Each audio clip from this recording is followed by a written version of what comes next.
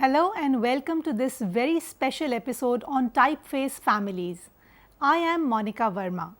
Before we start with today's topic, I would like to introduce our subject expert to you all, Mr. Atul Sinha, who is currently teaching graphics and animation at A.J. Kidwai Mass Communication Research Center, Jamia Millia Islamia. In today's session, we will be going to cover typography and its varied elements, including technical characteristics, which are a basis on which typefaces are created and used. Covering these aspects, we will discuss a brief history of typography, type families, the point system, type measurements, spacing, principles of good typography. The word typography has been derived from the Greek words typos, which means form, and graphy, which means writing. To put in a simpler language, we can say that typography is the art and technique of arranging type. Though before we start discussing varied intricacies about typefaces, spacing measurement and other aspects, it is important that I describe a bit about its history. Man first started to use pictographs to communicate using uncomplicated drawings. Later, humans developed a system of picture writing called ideographs used as symbols to represent an idea, which enabled us to develop more abstract forms.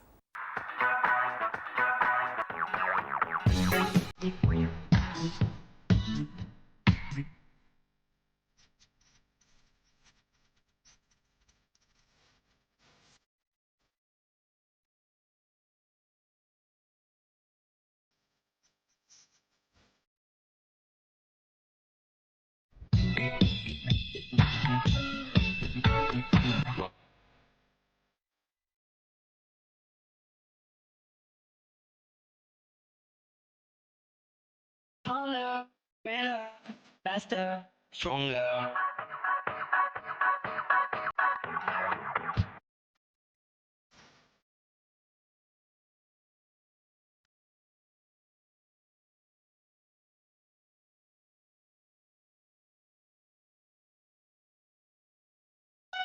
Get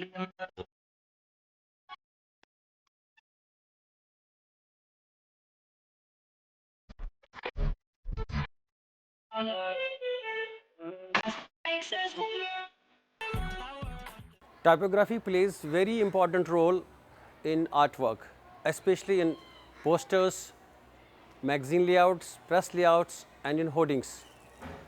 Typography is like a dressing to an artwork because we express our thoughts through typography. A person who uses this typography should be a person who has a beautiful craftsmanship over his subject. The earliest written documents were impressed in clay tablets circa 3150 BC.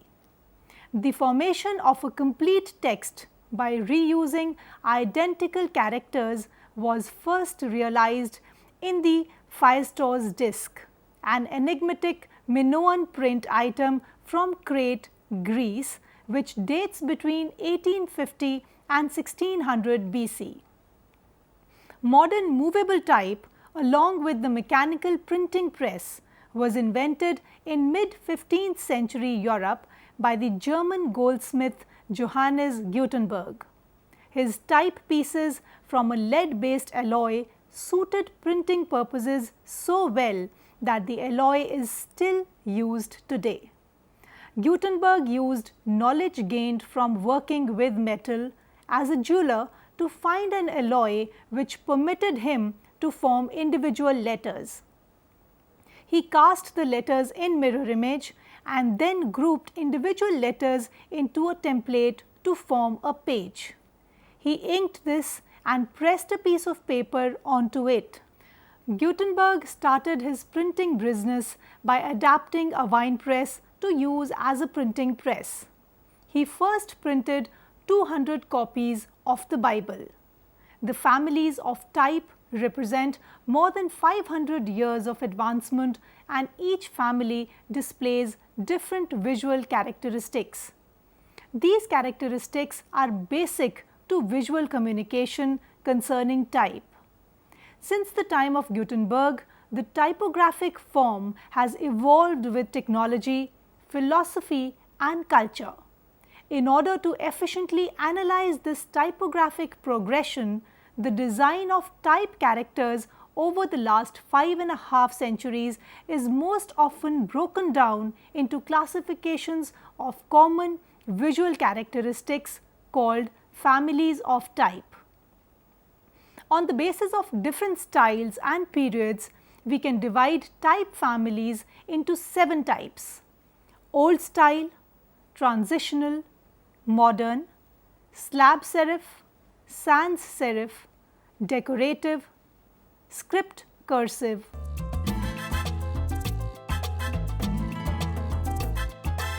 The concept of sticking to manuscript models was the basis of the first 300 years of type design. Old style characteristics are minimal variation of thick and thin strokes, small coarse serifs often with slightly concave bases, small X heights. In the round strokes, the stress is diagonal or oblique as their designs mimic the hand-held angle of the pen nibs of the scribes. The tops of lowercase ascenders often exceed the height of the capital characters. The numerals, called old style figures, vary in size and have ascenders and descenders. Some examples of old style serifs are Augusti, Verona, Italia, Centaur, and Menhart. These typefaces are good for bookwork and large areas of text.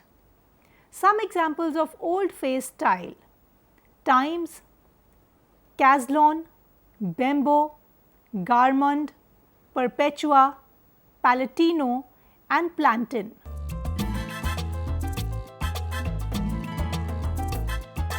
Transitional typefaces represent the initial departure from centuries of old style tradition and directly shift to the modern period.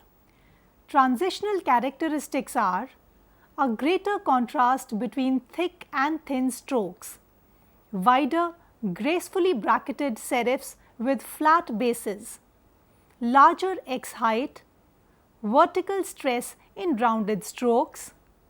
The height of capitals matches that of ascenders. Numerals are cap height and consistent in size. This style was developed during the 18th century. These typefaces are generally lighter in color than old style. One of the prominent descriptions of this style is strong contrasts between thick and thin strokes. They are suitable for bookwork and any large areas of text. Baskerville is a good example of classic text face. Some other examples are Janson and Caledonia, introduced during 1770s by the Frenchman Firmin Didot.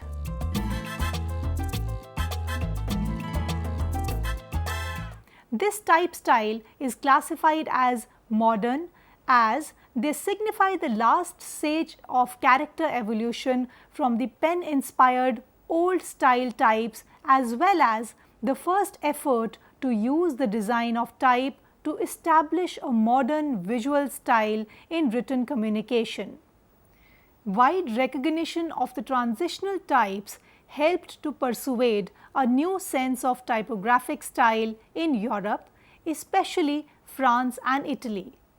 Typographers encouraged by Baskerville further rejected the classic old style tradition of pen-inspired letters and continued to refine the notion of the perfect letter form. Modern characteristics are extreme contrast between thick and thin strokes. Serifs are rectangular and same thickness as thin strokes. Hairline serifs without bracketing. small x height, vertical stress in rounded strokes. Ascender serifs are horizontal and unbracketed. These types are good for small amounts of text rather than bookwork. Use bold setting for short passages only. Some good examples of modern types are Bodoni, Diodot, Carousel.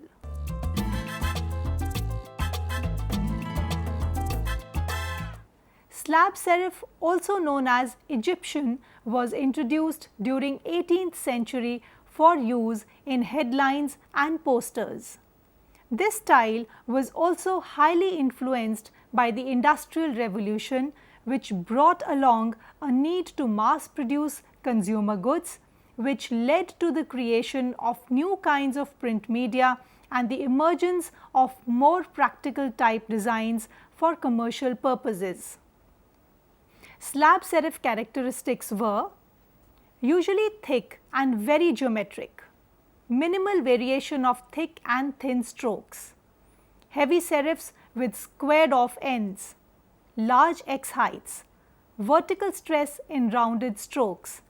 This type style is not recommended for extensive text, better for advertising and for emphasis. Some good examples for this type style are Rockwell, Memphis, Clarendon, Beton, Playbill, Belve, Egyptian.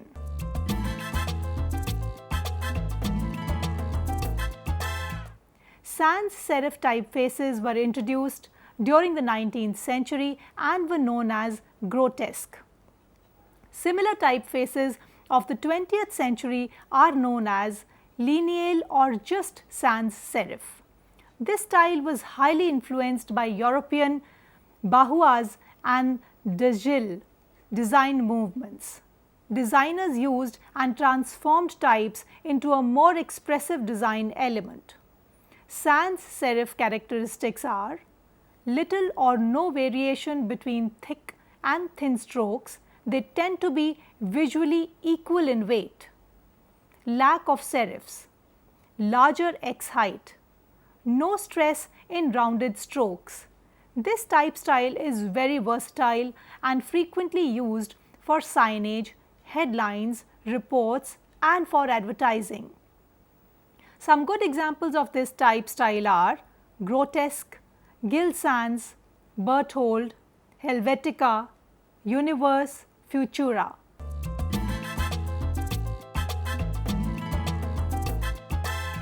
Use of decorative characters was applied to the page design of books and usually restricted to ornamenting title pages, chapter headings and initials. In the 19th century, the explosion of slab serif typefaces did not eventually satisfy the greedy public appetite for different and ornate types. Usually, these types are used for catchy banners because of the size of display type. Readability was less important than visual impact. This led to completely abandoning centuries of aesthetic evolution in favor of nearly any visual trick which might catch the public eye. Types became bolder, integrated outlines and inlines were colored and shaded, or cast three-dimensional shadows. Most of these ornate, even flashy typefaces were received with immediate but short-lived success. Some good examples of this type styles are Karate, 3D Let, Neon, Zebra, Firecat.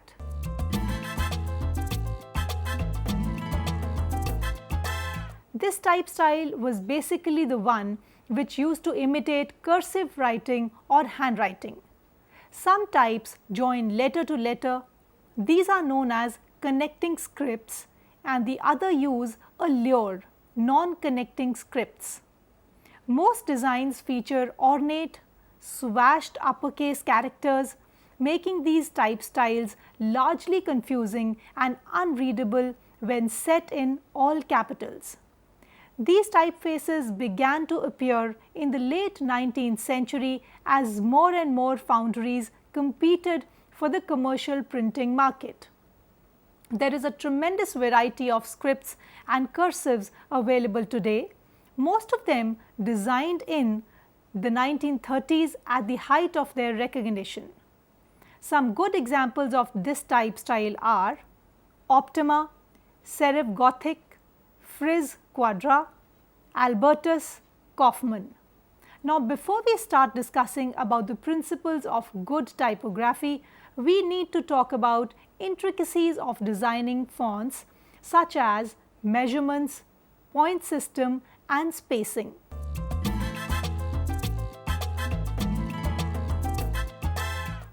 The two systems in operation both use the term point as the basic typographical unit of measurement. In Anglo-American system, 12 points make up Pika M. The die-dot system, named after a Frenchman who developed it, is used in Europe.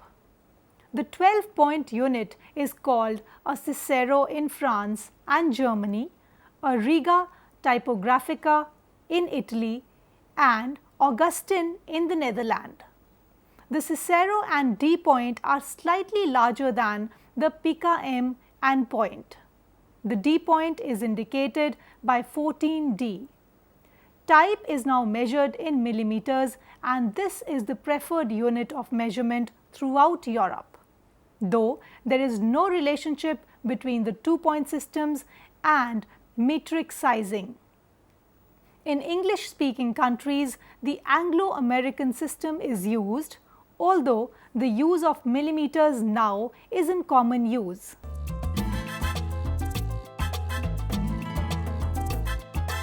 Within our Pika system, there are 3 basic type measurements: points, pikas and units. Points are used to measure the type size and spacing. Pikas, that is 12 points is equal to 1 pika, are used to indicate the length of line or measure. Columns, depths are measured in millimeters or centimeters. Units are used to measure the width of individual characters and the space between characters and words. Unit, a variable measurement based on the division of the M into equal increments.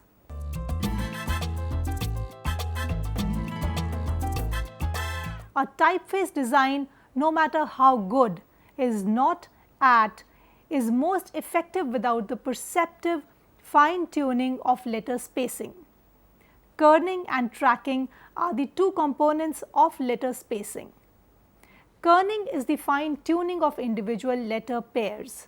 Its purpose is not to tighten or loosen letter spacing overall, but to remedy problems of unevenness which occur between specific letter pairs. This slide shows below unkerned pairs and the second line has kerned pairs. Tracking is the consistent addition or subtraction of letter space to or from all the characters in a font. Tracking usually is used to increase letter spacing as type gets smaller and decrease it as type gets larger. When working with desktop publishing programs, the easiest way to adjust tracking is to define a specific letter space value as a component of each style sheet. In the first sample, tracking is off. In the second, tracking is on, increasing letter spacing.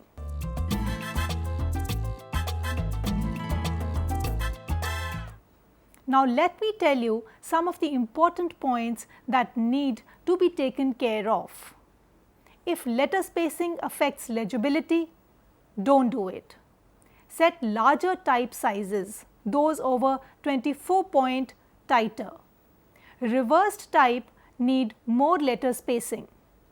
Kerning is now built into the font. Tracking alters the overall tightness of the type.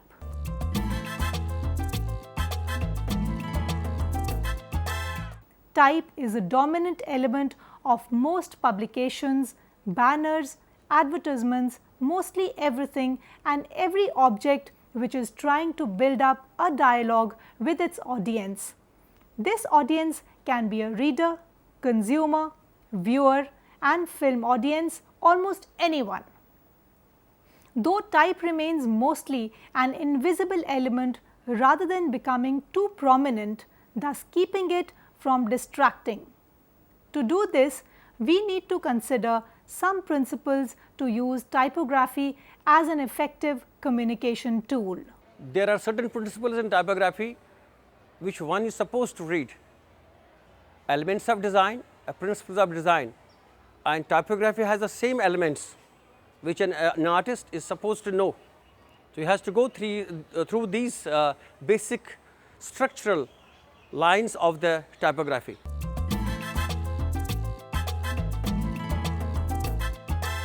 Less is more. Our main goal should be to keep our design as uncluttered and uncomplicated as possible.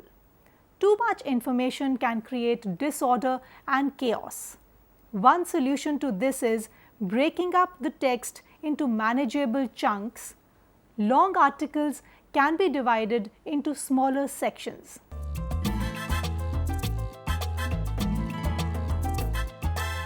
White space. One should factor in a sufficient amount of white space when designing a layout. Blank white space balances the darkness of the text. Don't think of such areas as wasted or idle space. Rather, regard the whiteness as a design element. The different sizes of typography creates interest. An artist has to know where and when I have to choose these sizes. Suppose there is an open white space, how much big type I have to use there? If there is a white space, how much big type there? If there is some grey space or some colored space, so types will vary there. I think a typographer should need a complete knowledge of typography while using these letters and types.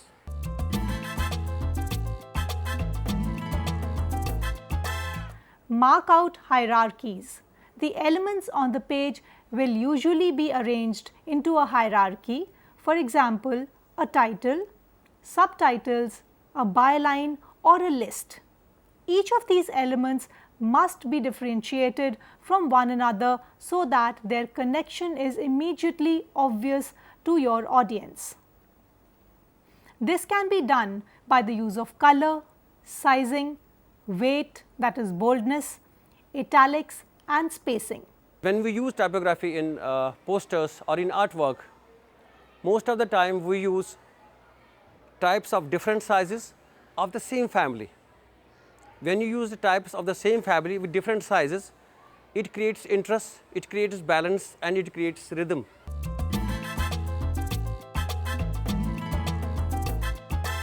Make use of contrast. When used carefully, a section of text that's weighted differently from its surroundings will jump out at the reader. Thus, bold text can serve to make important elements stand out. We can also create contrast using color and size.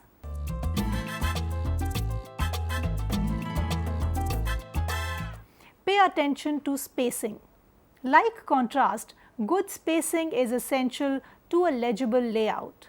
Lines, words or letters spaced too closely together or placed too far apart can prove hard to read. Pay close attention to leading, that is line spacing, tracking and kerning. When we use typography, we have to take care of three main things: letter spacing, word spacing, line spacing and then the para spacing. A letter spacing is very important because we design or we arrange these things with two types. One is optical illusion and other is a direct mechanical thing, but mostly we use optical illusion as something which an artist can do.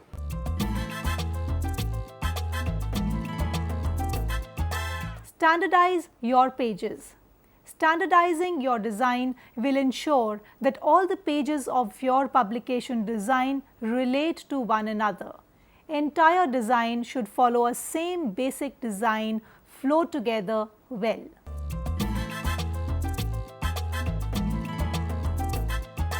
Design for your audience. Always design layout thinking about your audience in mind, not yourself. One key thing to always keep in mind: don't utilize too many typefaces, no matter how simple. Instead, use one or two and very different elements of them, that is weight, size, etc., to signify relationships. Effective typography is a valuable skill. These principles should put you on the right course. There are hundreds of typographers who have designed types. They should know the character of the type, because every type has its own character. Suppose we have to write water, a type should have that feel. We have to write fire, a type should have that feel. Water, a delicacy. You cannot write a type something, you have to write steel. So that type should have a steel feeling, a heaviness. But when you write water, a type should have that light feeling. So one has to go through all these procedures first and know the various procedures of typography and the principles.